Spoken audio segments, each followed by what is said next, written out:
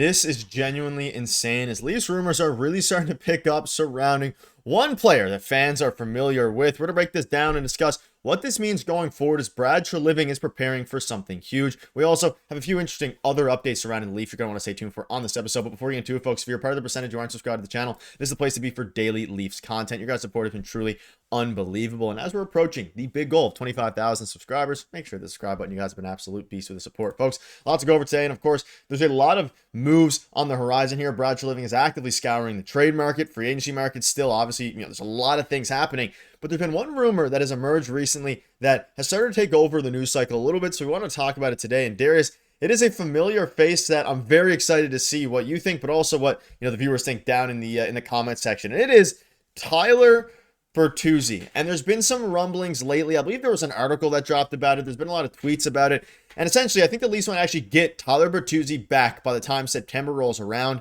That might be their plan. Of course, this is stemming from the fact that, of course, there's a relationship there in general. He's with the Leafs last season, or the year before last, I guess.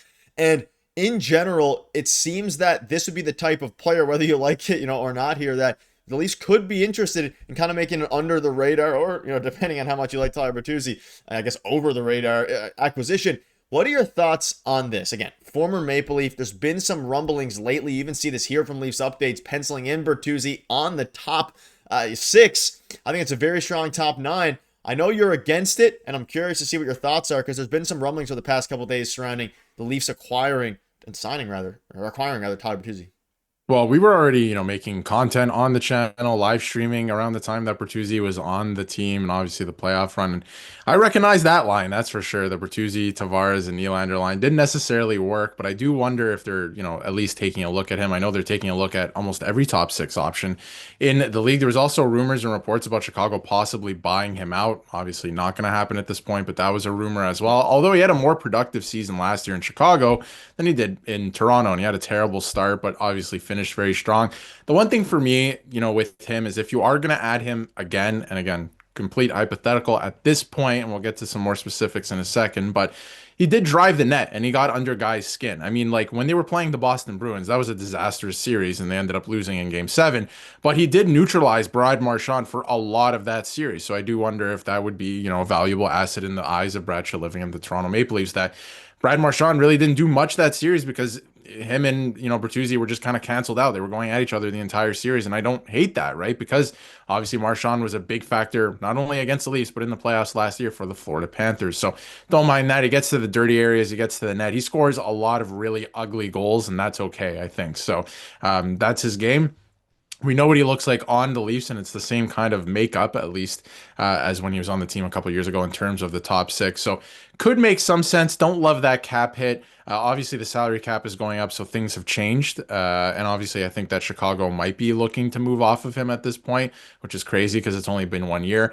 All of that to say, this is not the answer. You already have Maccelli. I would be more open to this if you didn't have Maccelli and then there was one other piece coming. But if your top 6 answer is Tyler Bertuzzi and then Maccelli in whichever order, I don't know which line they're going to play on at this point in time. Don't know if that's necessarily the answer moving forward. I would look at, and we're going to have a video on this guy as well, Owen Tippett maybe from the Philadelphia Flyers, a couple other names as well. I would go big or go home. I don't know if Tyler Bertuzzi is the answer in this regard. Yeah, and let's look at his cap hit again. I said signing or trade, like you mentioned. If he gets bought out, it would technically be a signing. I don't think that's going to happen. I think a trade here would be the most likely outcome. He's making $5.5 million. He's only 30 years old for the next couple of seasons. Now, where I think it makes some sense is if they go and they peruse the market and they can't get a surefire top 6 guy, whether that's because they're hesitant to trade Ben Danford for a guy like Troy Terry, whether that's because no one becomes available.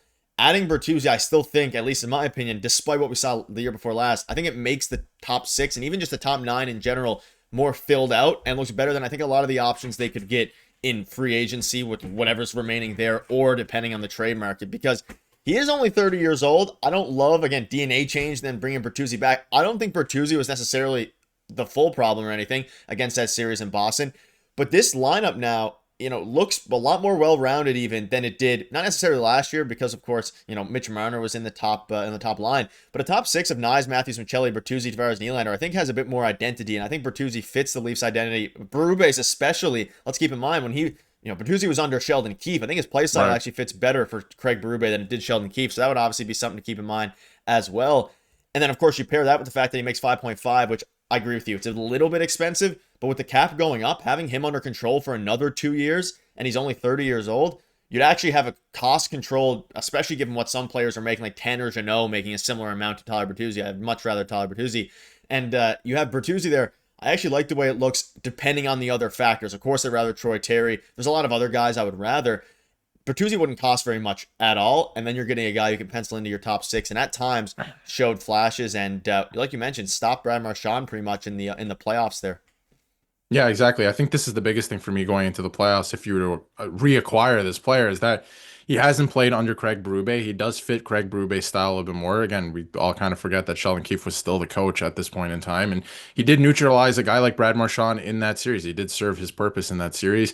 He can still put up 40 points, maybe 50 points, right, with the Toronto Maple Leafs. So he can still do that. So again, it's nothing crazy. He's not going to put up 70 points or anything like that. Of course, that would be the goal, but not going to do that. But he gets to the dirty areas. At the lineup, as you saw there, I think it would look somewhat close to that. Maccelli, I do think, is actually going to play on the top line because his skill set actually complements Austin Matthews a lot. So I think they're looking for a guy to play the left wing right now. So Bertuzzi could make some sense. Not totally in love with the term of the contract, the amount that he makes for what he produces. But again, the salary cap is going up. I just feel like they need to go big or go home with this last move. And I don't know if that's Tyler Bertuzzi at this point in time. But it would be fun to see him running around under Craig Berube. But I'm interested to see what the rest of the lineup looks like too. Because in that mock lineup, notice that Max Domi is not there. So I wonder if there's a reunion with Max Domi and the Chicago Blackhawks as well. But McMahon, Waugh, and Lawton on your third line. I am also very, I don't want to use the word scared, but skeptical of a third line that looks like that in terms of can that third line actually score? I know they definitely have an identity there, but